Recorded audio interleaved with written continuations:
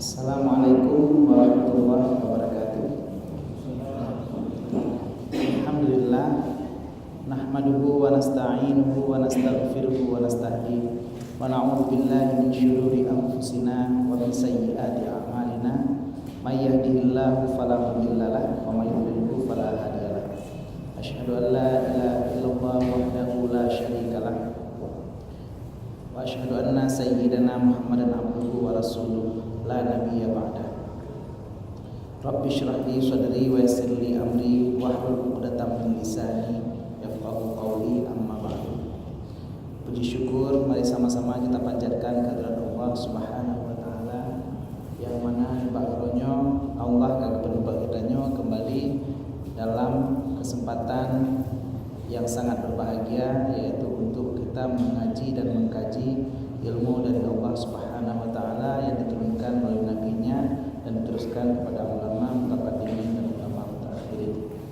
Shalawat beriring salam akan selalu dan senantiasa kita sajikan kepada Nabi besar Muhammad sallallahu alaihi wasallam, yang mana li Rasulullah kami berjuangkan agama Islam sehingga nanti kita nikmati sampai uronyo di Masjid Al-Falah Kedai Aceh. Alhamdulillah, pengajian kita masih mempelajari kitab Daqaiqul Akhbar, di mana kitab ini siogianya bercerita tentang hal-hal yang unik dan menarik tentang kejadian yang terjadi dalam kehidupan kita sampai ke dalam kematian dan berakhir kita masuk dalam surga ataupun neraka. Dan ilmu ini merupakan bagian daripada ilmu yang harus kita pelajari, karena kitab Daqaiqul Akhbar ini bercerita dalam furu' ilmu tasawuf, di mana ilmu tasawuf merupakan 3 ilmu wajib yang harus kita pelajari, yaitu ilmu tasawuf, tauhid, dan fikih. Jadi tasawuf yang kita pelajari adalah tasawuf yang mempelajari tentang akhlak yang mahmudah dan akhlak yang mazmumah, akhlak terpuji dan akhlak tercela. Dan ini juga kemarin Ustaz Abdul Somad hadir di Uni Mesra Samalanga.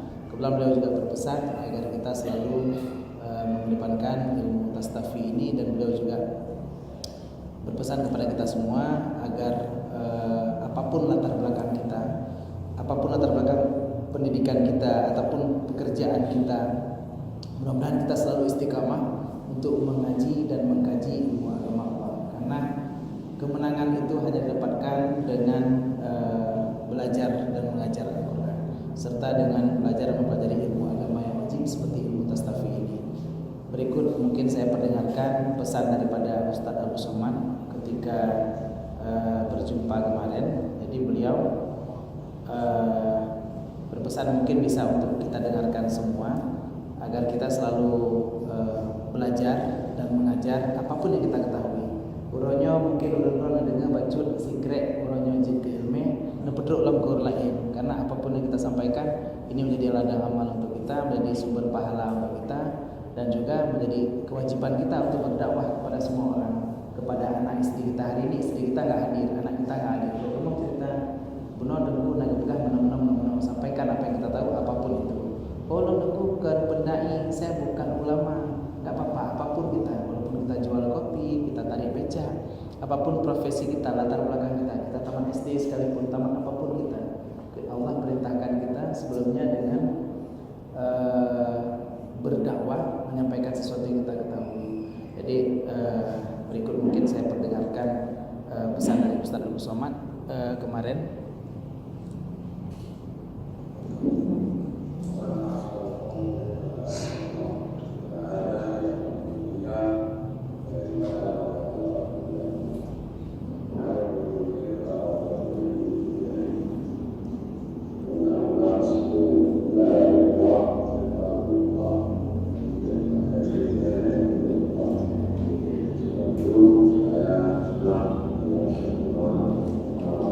Amen.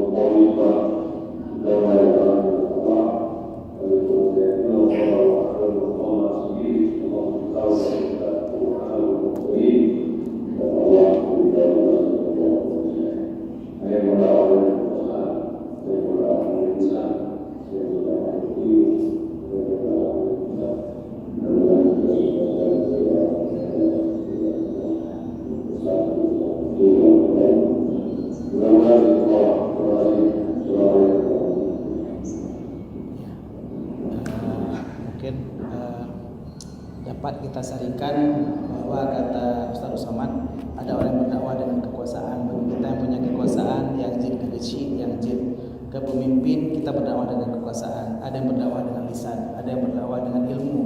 Jadi kita gunakan apapun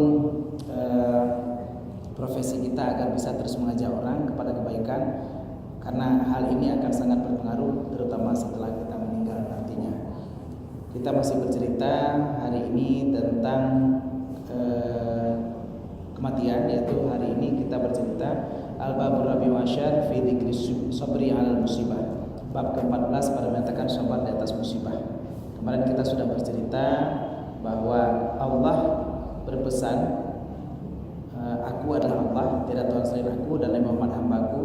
Siapa yang berserah diri kepada kehendak-Ku dan sabar di atas balaku dan syukur bagi nikmatku, maka aku akan mencatatnya sebagai orang-orang yang membenarkan dan akan membangkitkannya beserta orang-orang yang sedikit pada hari kiamat, dan saya masukkan surga. Tapi barang siapa yang tidak sabar di atas musibahku, tidak menerima kehendak-Ku, maka keluarlah dari bumiku dan carilah Tuhan selainku. Itu kata Allah minggu yang lalu. Dan kata Al-Faqih rahimahullah, sabar di atas bala dan mengingat Allah ketika musibah adalah satu kewajiban di atas manusia. Karena apabila orang bersabar, maka Allah akan ridha dengannya, karena dia ridha dengan keridhaan Allah Subhanahu wa taala. Kita lanjutkan pengajian hari ini. Bismillahirrahmanirrahim. Qala al-musannifu rahimahullahu taala wa nafa'ana bi 'ulumihi fid dharaini amin. Telah berkatalah pengarang, dan semoga kita diberikan manfaat dengan ilmu yang pengarang baik dunia maupun di akhirat. Wa qala Ali bin Abi Thalib, dan berkata Ali bin Abi Thalib, karramallahu wajhah, semoga Allah memuliakan wajahnya Ali. As-sabru ala thalathati awjuhin, dan bermula sabar itu ada 3 macam. Yang disebut sabar itu nalai macam perkara. Ya, sabar itu ada 3 macam. Al-awwalu as-sabru ala ta'ah. Yang pertama sabar di atas ketaatan. Watsani as-sabru 'anil maksiyah. Dan yang kedua yaitu sabar daripada maksiat. Watsalitsu as-sabru 'alal musibah. Dan yang ketiga sabar di atas musibah. Jadi yang pertama kita sabar dalam mengerjakan kebaikan. Uronyo kaumi kaum ayah nandu di masjid. Hanya kondisi lemah, capek, kerja buno dari Jauro kerja sampai Sepul kerja dengar, tapi kita bersabar melakukan kebaikan sambil kita berniat i'tikaf. Nawaitu ana atakafa fi hadzal masjid sunnatan lillahi ta'ala. Saja aku beriktikaf di masjid sunatan Allah Ta'ala. Kita bersabar. Dan kapreh wa Isya dengar kita nyonda tak ikuti pengajian agar ada sedikit sedetik ilmu yang dapat kita peroleh dan mungkin menjadi bekal amalan kita di hari akhirat. Dan kita ketahui sedetik pun berada kita di majelis ilmu, Allah akan memberikan pahala seperti kita beribadah 1000 tahun. Begitu juga dengan kita memandang orang yang berilmu, tak kalah kue itu juga dapat pahala seperti ibadah 1000 tahun. Lalu kalau kita masuk ke majelis ilmu tidak mencatat satupun, tadu mentahino anak enggak catat, enggak dengar, maka dengar. Itu kondisi seperti itu Allah akan memberikannya pahala seperti dia mensedekahkan 1000 kuda di jihad fisabilillah. Jadi memang luar biasa Allah berikan pahala bagi kita yang berada di majelis ilmu. Walaupun kita capek, kita bersabar di atas melakukan ketaatan, Allah akan berikan kita pahala yang luar biasa. Di depan ada pahalanya lagi. Itu sabar di atas taat. Yang kedua sabar di atas maksiat.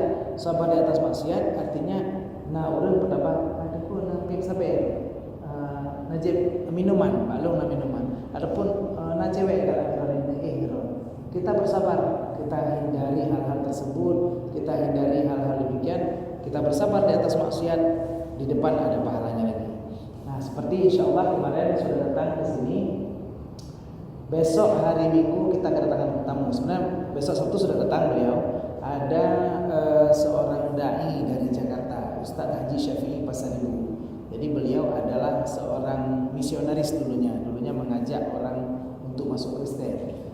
Beliau peraih Dai Kristologi Award 2017. Jadi seluruh dai yang mengajak, yang bercerita tentang awalnya dia Kristen lalu masuk Islam, seperti Felix Xiao, siapa yang Nabapan itu, habis itu yang banyaklah ustaz-ustaz yang dulunya Kristen lalu serta sekarang mengajak masuk Islam.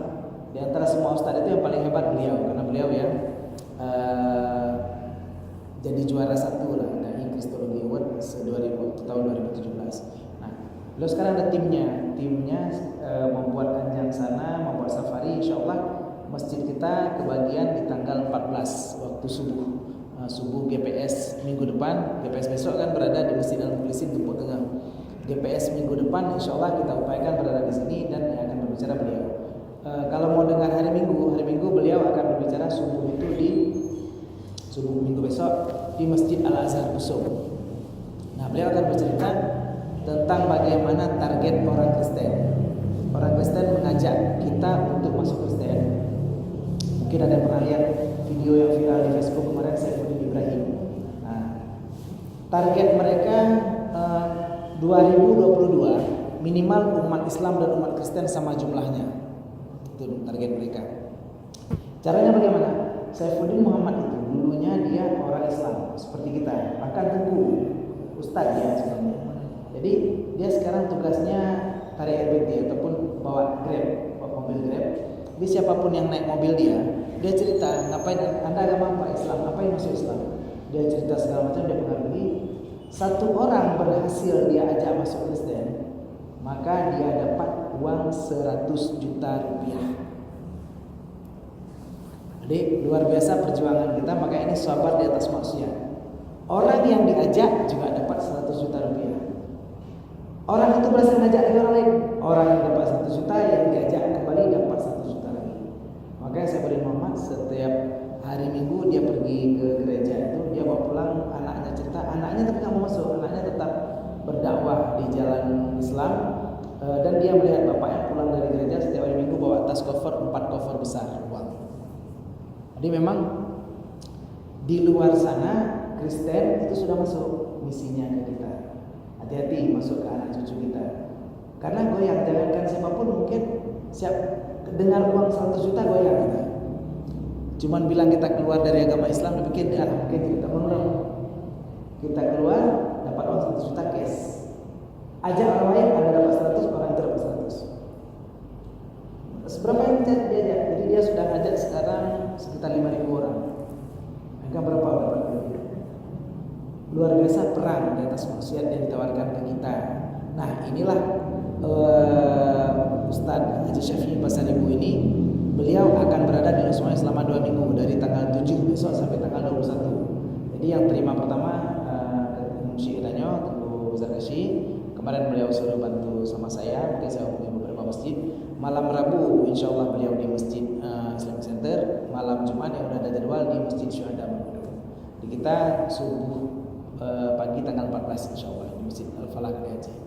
Jadi beliau akan bercerita banyak tentang misi-misi Kristen dan sudah ada setelah Medan targetnya Langsa habis itu Losmami. Jadi Losmami masuk red line. Makanya dikasih waktu 2 minggu beliau ketemu sini. Beliau turun ada donatur dari Lentera Tauhid Indonesia, jadi tidak minta bayaran. Tidak kena apa ya. Dan beliau tidak cari uang dari kita. Beliau cuma bertugas mengingatkan kita agar kita jangan tergoda dengan godaan 100 juta rupiah. Memang luar biasa. 100 juta sang goyang. Kita pikir bisa masuk Islam lagi. Kadang-kadang kalau udah dapat Islam sudah kacau. Dan lagi ceritanya seperti cerita MLM. Kita habis dapat 100 juta nggak akan cukup. Ini 100 juta baru kita masuk. Kalau kita ajak anak kita satu orang dapat 100 juta lagi, ajak istri lagi dapat 100 juta lagi, dia pun dapat.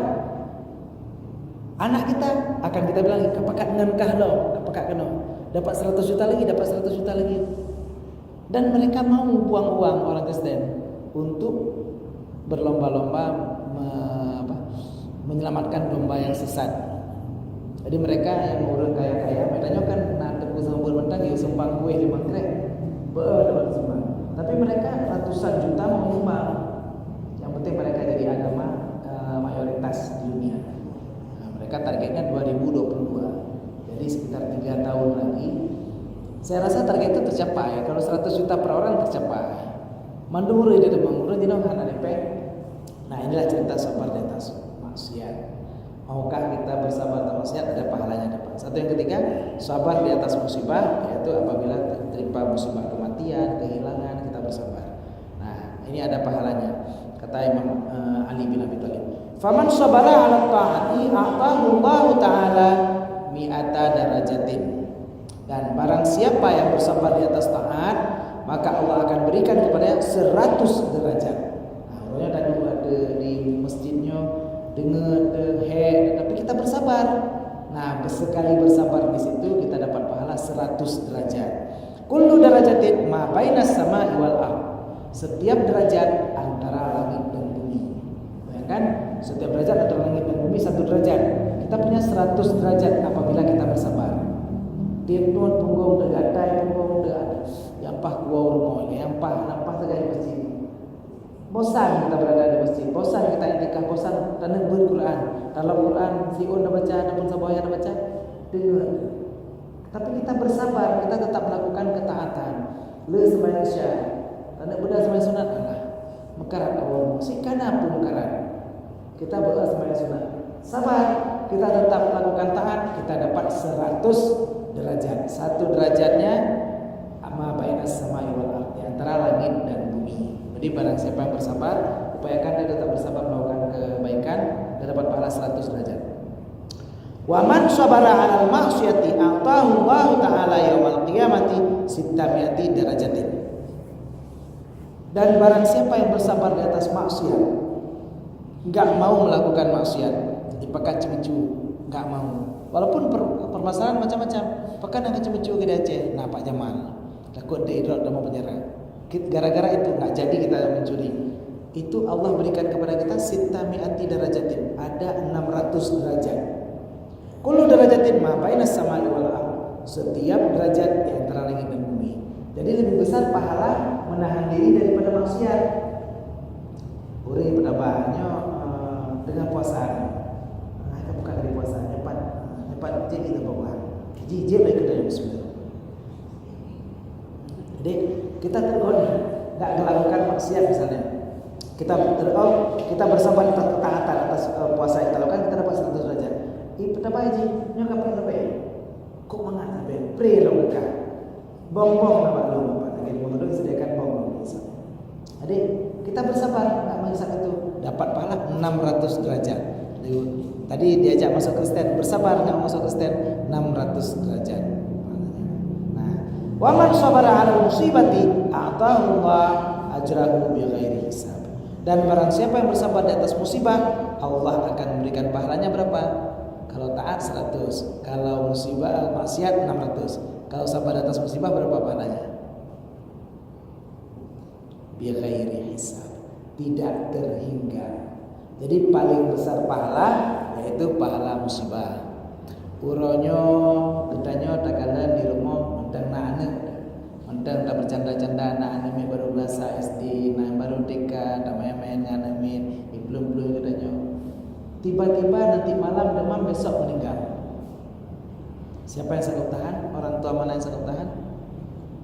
Mandum sedih sekali. Tapi ini musibah yang paling besar dan Allah menjadikan pahala yang luar biasa besar. Pahalanya tanpa terhitung, tanpa terhingga. Karena orang yang musibah kehilangan sesuatu akan Allah berikan itu tidak terhingga lagi. Karena memang sebelumnya dia memiliki, dia punya istri, istrinya meninggal, dia punya suami, suaminya meninggal, dia punya anak, anaknya meninggal, dia punya orang tua yang meninggal, orang-orang terkasih, orang-orang tersayang, orang-orang terdekat dengan dia meninggalkan dia, dan itu musibah bagi dia. Allah akan berikan pahalanya bukan 100 derajat, bukan 600 derajat, tapi bighairi hisab, tanpa terhitung, tanpa terhingga. Tapi ini berat.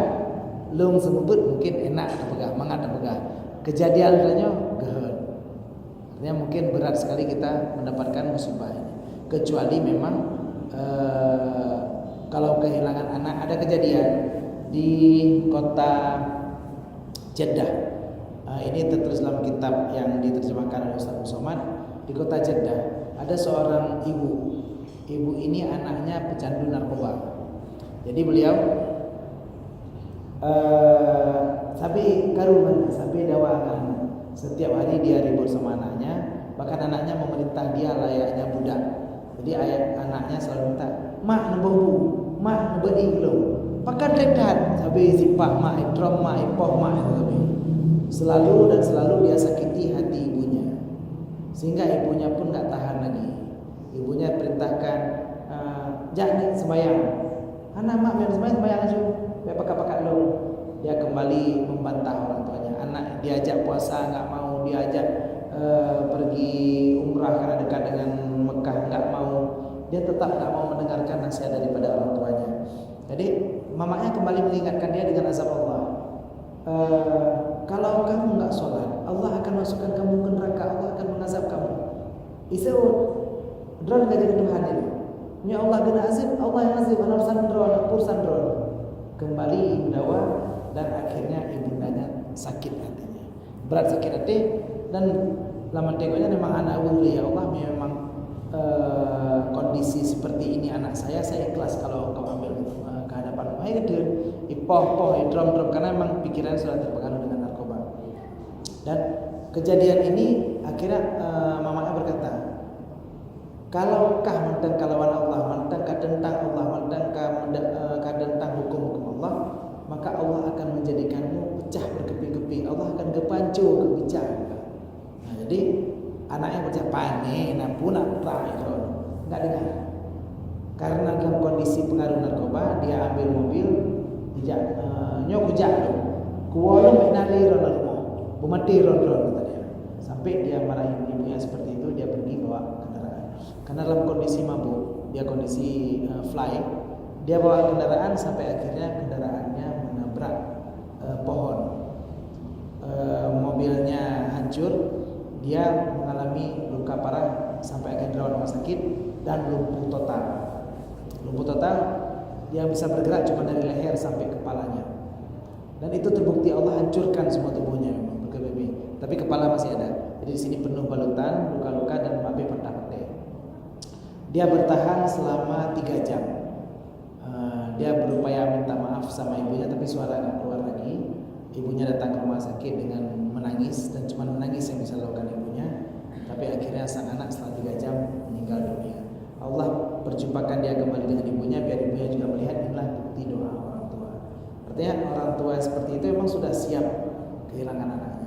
Karena memang takalan jino pengaruh narkoba, pengaruh sabu-sabu sudah sangat mewabah sekali. Bahkan Buno lonjak peresmian Masjid Bawah Gunung di Sawang, Pak Sekda bercerita bahwa ada satu kampung di situ pemudanya ada 80 orang lebih di kampung di desa tersebut yang dihitung pemuda. Ada sekitar 80 sampai 100 orang.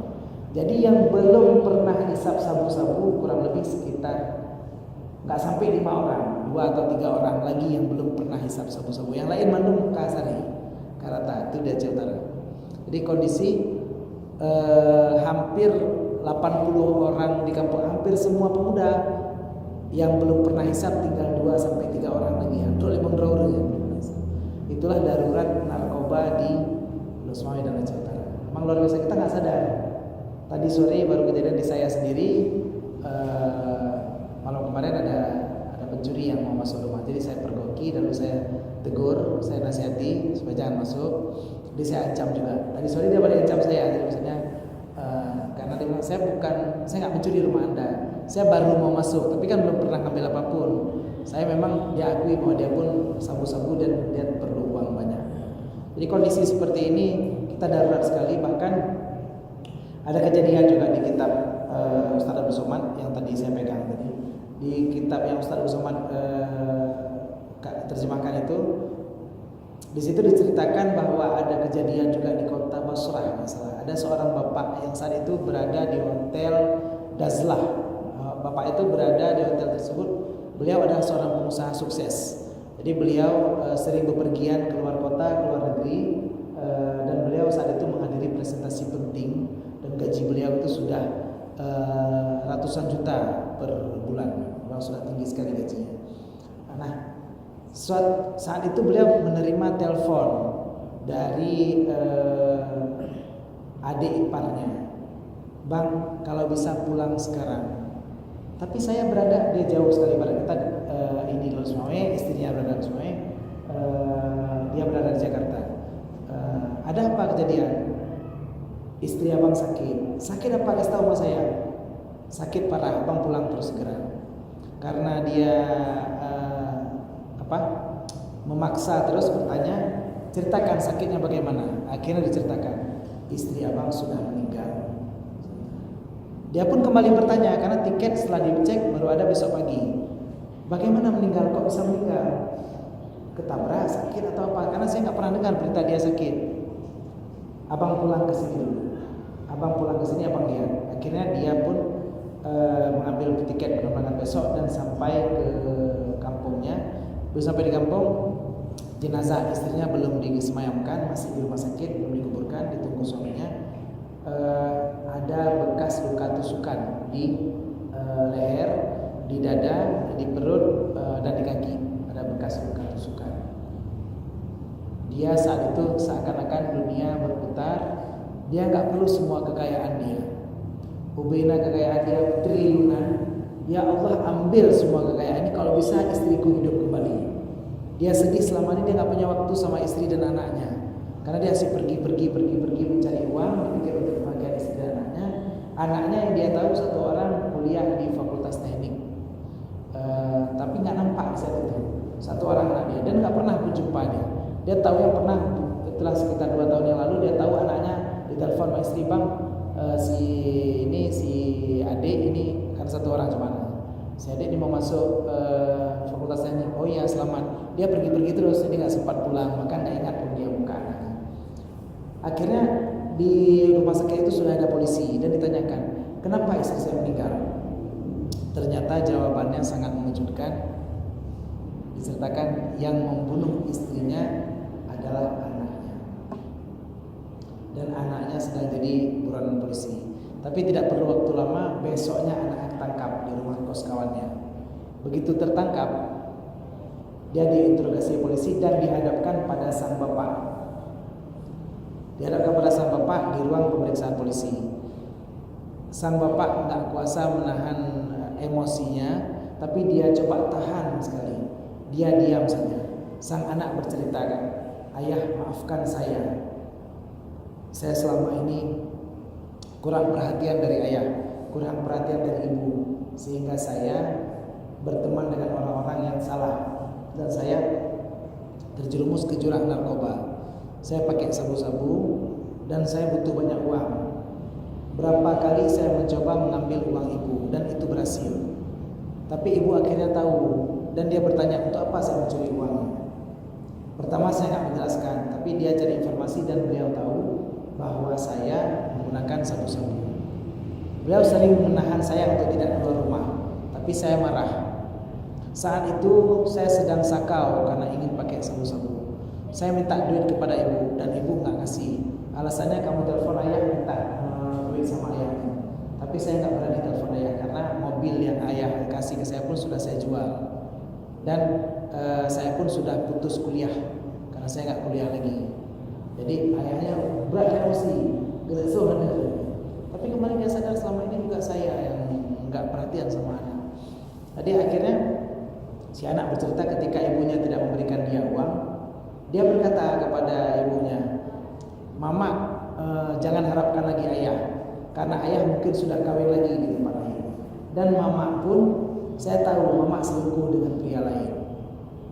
Jadi padahal mama nggak selingkuh, tapi karena dia emosi dia sebutkan seperti itu. Dan tiba-tiba di matanya seakan-akan yang karena udah pakai narkoba, pakai sabu-sabu, pikirannya nggak terkontrol.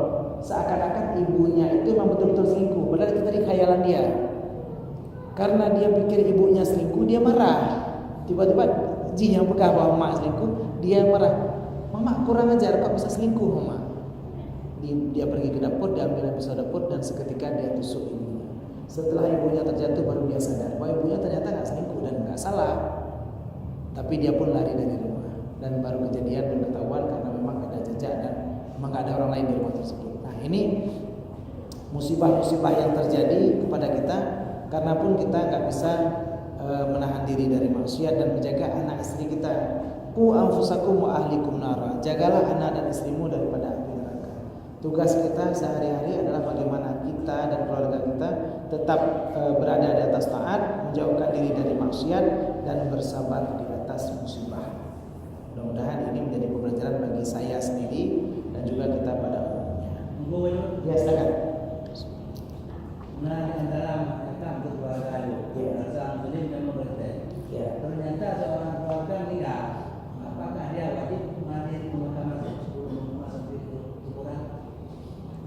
Orang yang fardu kifayah tajhiz jenazah hanya berlaku untuk orang Islam.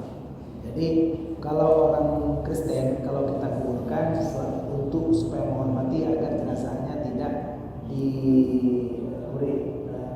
buas cus akan, tapi kita tidak punya kewajiban mensolatkan, mengkafankan, memandikan sampai menguburkan, ada kewajiban padanya. Kalaupun dia saudara kita kandung ataupun memang kita tahu dan kita mau menghormatinya, menghadirinya tidak apa-apa, tapi tidak wajib. Jadi hanya kewajiban dari kitanya untuk hadiri karena sebenarnya dia bukan lagi saudara seiman kita. Walaupun datang oleh penyembahan ya, Allah akan memberikan pahala bagi seseorang yang bisa memasukkan seorang kafir ke dalam agama Islam, satu istana di surga. Jadi apabila kita berhasil meredam seseorang yang Islam dan mau masuk kafir, insyaallah Allah akan berikan pahala yang sama juga kepada kita.